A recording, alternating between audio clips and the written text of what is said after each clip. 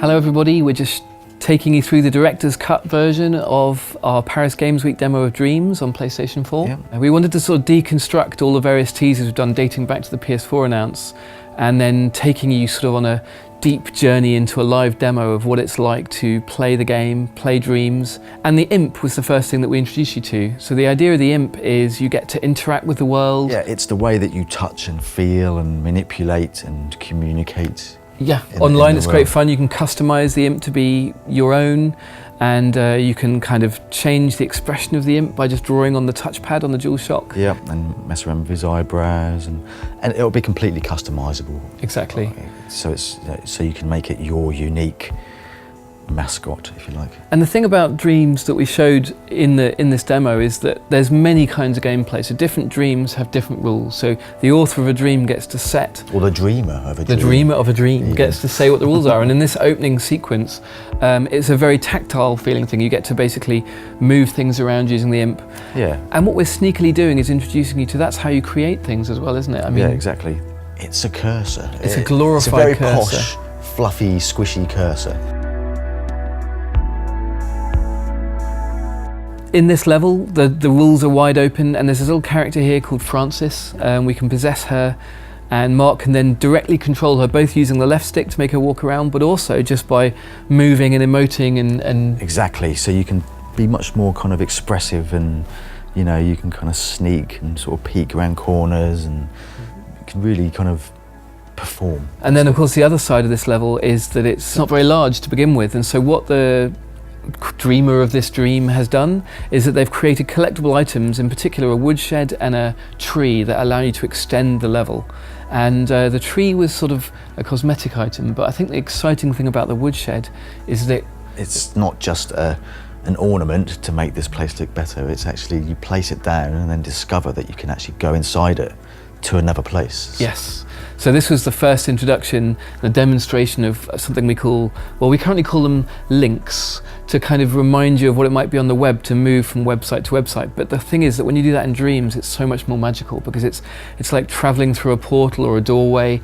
And I love the idea that people explore Dreams by looking out for things like windows, doors, wells, clearings in forests, you know, all sorts of different ways that you might travel from one dream to another dream. Yeah, exactly. And just like in real dreaming, you know. And that level link can be randomized, so you can say, take me to any level or dream tagged jungle made by my friends, or made by my friends of friends. So you can choose how selective or randomized the link is. Yeah, exactly. This level is a much more traditional kind of puzzle platformer type of level, and what Mark had to do as he possessed this character Frances and ran around as this little Frances character was, he was trying to find a way to get up to the cool flying books, and the only way he could do it was through a secret door with a sort of combination lock. So that's a very sort of simple example of using the imp and the sort of tactile interactions in the world that are, you know, very intuitive and physical. All of the sort of logic and construction of the rules of how the door opens, it's really easy to do. So it can go from just as simple as searching for door with secret lock. Yeah, you can find one that someone's already made for you, basically. Exactly. The wonderful thing about Dreams is you can collage the work of others. So if you don't feel up to building some fancy logic, you can do it by just using someone else's stuff.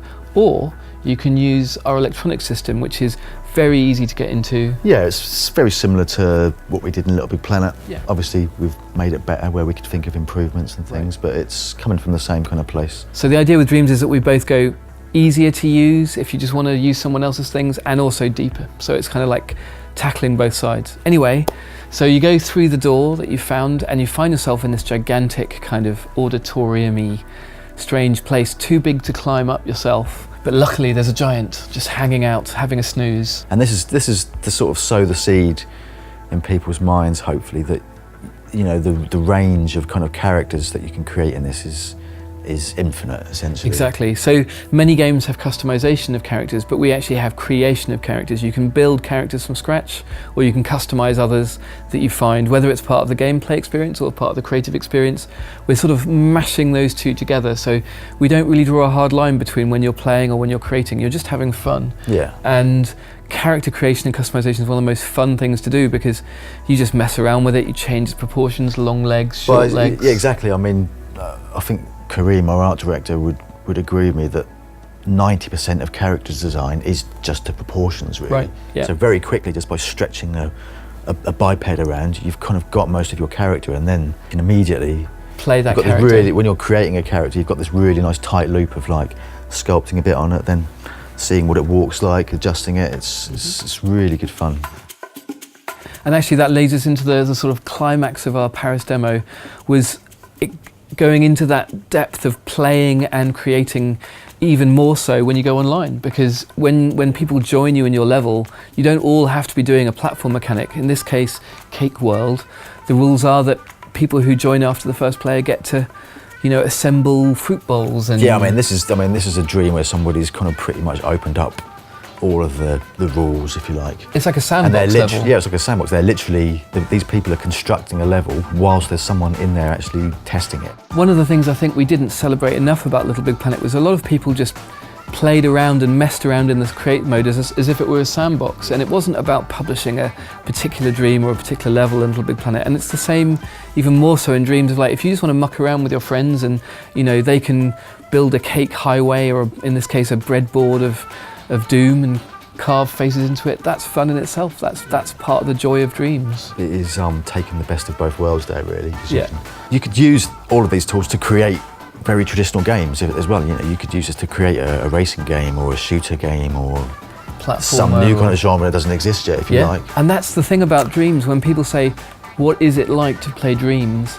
The real answer is, it's going to be this journey, the exploration of the Dreamiverse, but the individual dreams can have their own rules, and we won't know what rules you choose until we get this out there and you guys and girls get a go. And I think that leads into our beta trial next year. It'll be very exciting to see what you do with it, and we'll be responding. It's not like a fire and forget.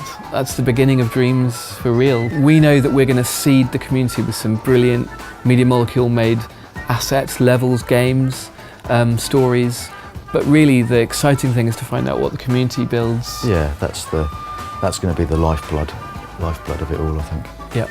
Totally. Can't wait to see it. PS4 for the players.